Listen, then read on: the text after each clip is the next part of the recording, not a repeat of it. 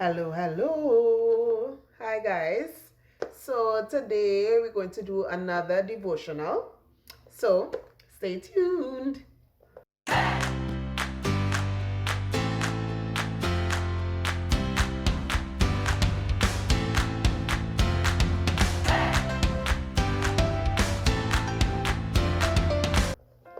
So, guys, yes, we are going to talk today about another woman. Her name is Tabitha. Um, she also went by the name Dorcas. That's the Greek version to her name.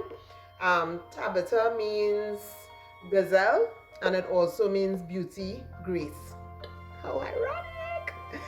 That was not intentional. It's only when I looked it up, I was like, oh, beauty and grace. Anywho, so Tabitha. So I'll read in Acts chapter 9 from verse 36 to 42, and then we'll talk about the things that really stood out to me concerning Tabitha. So verse 36 says, in Joppa there was a disciple named Tabitha. In Greek her name is Dorcas. She was always doing good and helping the poor. About that time she became sick and died, and her body was washed and placed in an upstairs room. Lydda was near Joppa. So when the disciples heard that Peter was in Lydda, they sent two men to him and urged him, please come at once. Peter went with them, and when he arrived, he was taken upstairs to the room. All the widows stood around him, crying and showing him the robes and other clothing that Dorcas had made, while she was still alive with them. Peter sent them all out of the room. Then he got down on his knees and prayed. Turning towards the dead woman, he said, Tabitha, get up. She opened her eyes, and seeing Peter, she sat up. He took her by the hand and helped her to her feet. Then he called for the believers, especially the widows, and presented her alive to them. So Miss Tabitha was known for doing good. That's the first thing that we heard. She was always doing good and helping the poor. So after reading, I started to question my own self, because she got sick and she died, as we read, and the widows there, as soon as Peter came, so two men went to call Peter to tell him, hey, Tabitha died. The women, when Peter got there, went through the trouble of bringing out the things that Tabitha would have sewn for them. So they said all the widows stood around him crying and showing him the robes and other clothing that Dorcas had made while she was still with them. So like that was they were in court, and that was the evidence to prove that this woman, if anybody need a miracle, she deserved it. So they carried all the tunics and robes and different things that she would have made. Now this is in whatever AD. So that means Singer and whoever else does make sewing machines didn't make them as yet. So Tabitha was doing these tunics, doing these robes by hand. Now if I am hemming a skirt, one skirt, the amount of times this one finger will get joke, as we would say, joke by said needle. By the time you finish, you just glad to be finished with sewing that one garment. She sewed robes and tunics for several of okay, they said more than one. So even if you want to break it down to two is more than one, let's just say two. You sewing robes, and I would imagine, I wasn't there, I don't know. I would imagine that because it was so far back, the benefits that we have now with different machinery and the things that we will use to put cloth together, the cloth now would be more refined than what they would have been using then. So I imagine it being thicker. I imagine it being not as smooth as we will have cloth nowadays. So you are sewing this material by hand for widows and the poor, because that's what it says. She was always doing good and helping the poor. And the widows here are the ones bringing what she would have sewn for them to Peter to explain to him this we can't lose her. We basically cannot afford to lose her. So Peter went separate from everybody, and he prayed, and he brought them back, and he brought back Tabitha alive and presented her to them. And the Bible says, especially the widows. So, like, these are the people pleading your cause, and I want to present especially to them. You have them to thank. You understand? So, what really stood out to me was the fact that sometimes we go about our daily lives and nothing in our daily doings is really impacting anybody or making somebody want to war for you when you can't war for yourself. Because she was dead, obviously you can't say a prayer, you can't ask God, please.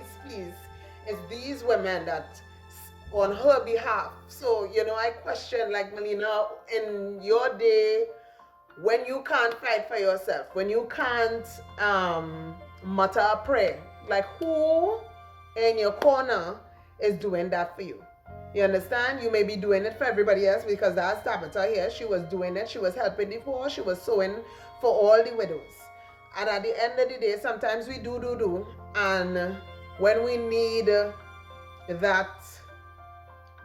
some widows, you have to wonder if what you have done for others would put you in a position where you would have somebody on the altar of sacrifice pleading your case. Because that's basically what they were doing. They were pleading her case. Peter, she was good. She was good to us. She was good to the poor. And this is evidence. Where's the evidence in your life that my life impacted a soul or anybody besides yourself? Like, you would get paid what measure of your salary or anything. It's just anything. And it don't have to be money. It could be your time. It could be a listening ear. What have you done that would cause somebody to take note of it, so that when you're in a pickle, like, nah, if anybody going and get something from me, it's going to be Melina, it's going to be Sam, it's going to be Peter, it's going to be John. Who have you been good to? And this would have been a sacrifice for her, because to sew with a machine takes time. To cut and sew cloth by hand, I will assume takes double. I'm not a seamstress. I would assume that it takes double the time to complete that task. And she did it. And the widows, not one widow, the widows came with the garments that she would have sewn while she was still with them, to prove to Peter, we're not fabricating any stories here. This is the evidence that this woman was good to mankind, was good to humanity. So, in your doings, in your daily happenings, affect her life. Ensure that you lend support when you can. I'm not saying to run yourself thin and always be a yes person. Definitely not. No is a whole sentence. But there must be an occasion or occasions when your life could impact or influence, affect somebody for good, not for bad, for good.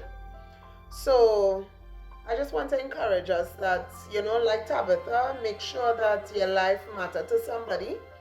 It may not matter to the people that you assume it would matter to, because sometimes we just not privileged or born into those circumstances or situations. But ensure you must meet somebody somewhere, your co-worker, a client, a customer, a friend, somebody. Ensure that at the end of the day, somebody is able to say, nah, she can't go out like this, or no, she can't. I remember during COVID,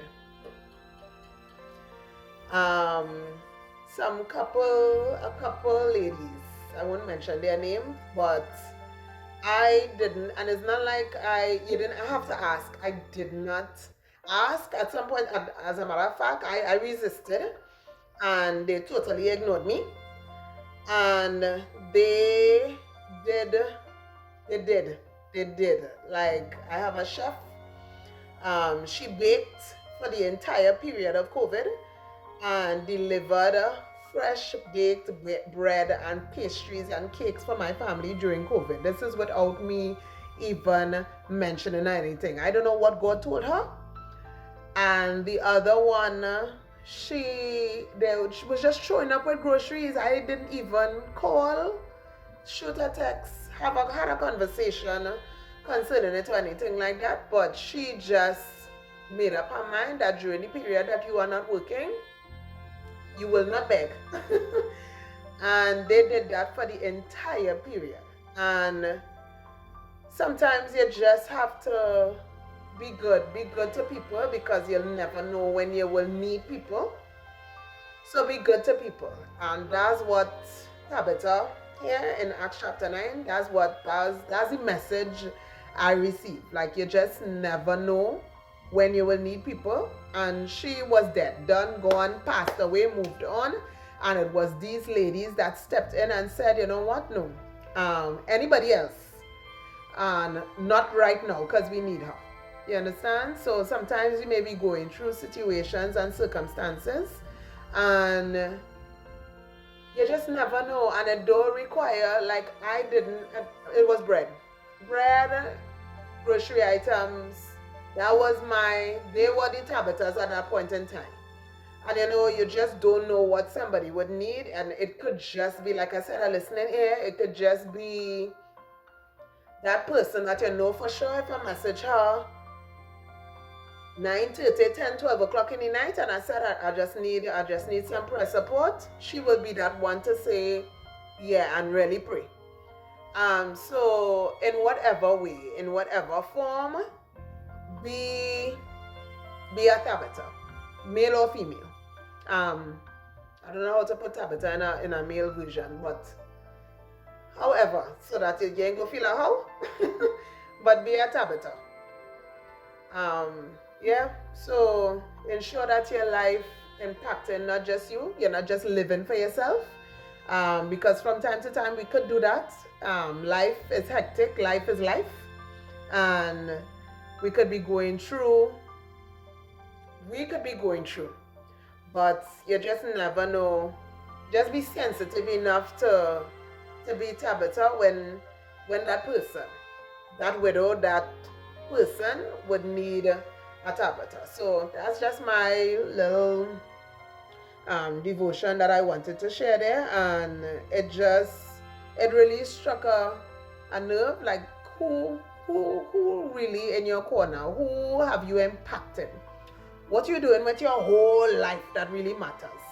And what she did for these widows mattered so much that they were pleading and begging Peter, do something, because look, this, all of this is evidence, and they brought just all the evidence to prove that in truth and in fact she has been a gem. In truth and in fact she has been a cornerstone for us, and we need her. We can't afford for her to go just yet, you know. So in all that you're doing, going about your daily lives, like I said, have impact, have influence, matter to somebody, and not just for what you could do for them, obviously, that will not be cool, but matters to somebody to the extent where if you are in trouble, they would say, hey, not that one, you know. So yeah, ensure that you matter. And like I say, you don't have to